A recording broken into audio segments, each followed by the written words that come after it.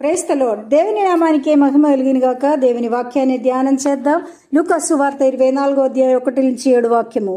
ఆదివారమున తెల్లవారిచుండగా ఆ స్త్రీలు తాము సిద్ధపరిచిన సుగంధ ద్రవ్యములను తీసుకొని సమాధి వద్దకి వచ్చి సమాధి మందిర ఉండిన రాయి తొలగింపబడి ఉండుట చూచి లోపలికి వెళ్ళిరి గాని ప్రభు అయిన యేసు దేహము వారికి కనబడలేదు. మనుష్య కుమారుడు పావిష్ఠులైన మనుషుల చేతికి అప్పగింపబడి సిలువ వేయబడి 3వ దినమందు లేపవలసి ఉన్నదని ఆయన మీతో చెప్పిన మాట జ్ఞాపకము చేసుకొనడని వారితో చెప్పెను.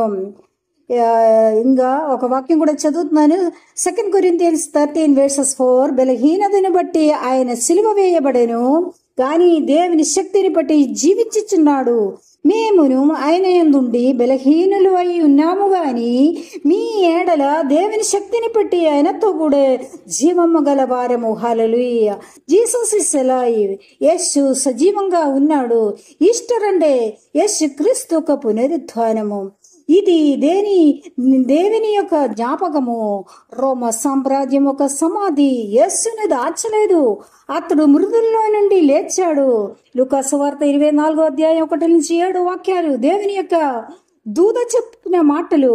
ఈ దూతలు ఈ సహోదరులతో చెప్పినది, మీరు సజీవుడైన వానిని మీరెందుకు మృతుల్లోనే వెతుకుచున్నారు? ఆయన ఇక్కడ లేడు, ఆయన లేచి ఉన్నాడు. ఎస్, మన ప్రభు పునరుత్థానుడాయను. He's alive. ఈ వాక్యాన్ని విన్న ప్రియమైన దేవుని బిడ్డ, ఒక్కసారి ఆయన నోరాలే చెప్పరా, ఈ నా రక్షకుడు సజీవంగా ఉన్నాడు, అతను జీవిస్తున్నాడు, కాబట్టి నేను కూడా జీవిస్తున్నాను. అతను శిలువ మోసుకొనిచున్నాడు, శిలువపై విజయం పొందాడు, మృత్యును జయించాడు, పునరుత్థానుడాయను. హల్లెలూయా.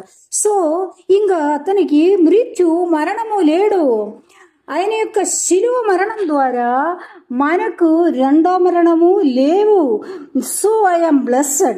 Salvation is the greatest miracle more than anything in the Bible. హల్లెలూయా. ప్రపంచం మొత్తాని కోసం ఒక్కడు చనిపోయాడు. హల్లెలూయా. ఎవరిది? యేసు. నీ నాలుకలో నీ శరీరములో దేవుని యొక్క నామం ఉండాలి. యోహాను సువార్త 3:16 వాక్యము. దేవుడు లోకముని ఎంతో ప్రేమించెను గాక ఆయన తన అత్తిదీయ కుమారునిగా పుట్టిన వారి యందు విశ్వాసం ఉంచు హృదివాడును నశింపక నిత్య జీవము పొందినట్లు ఆయనను అనుగ్రహించెను. హల్లెలూయా.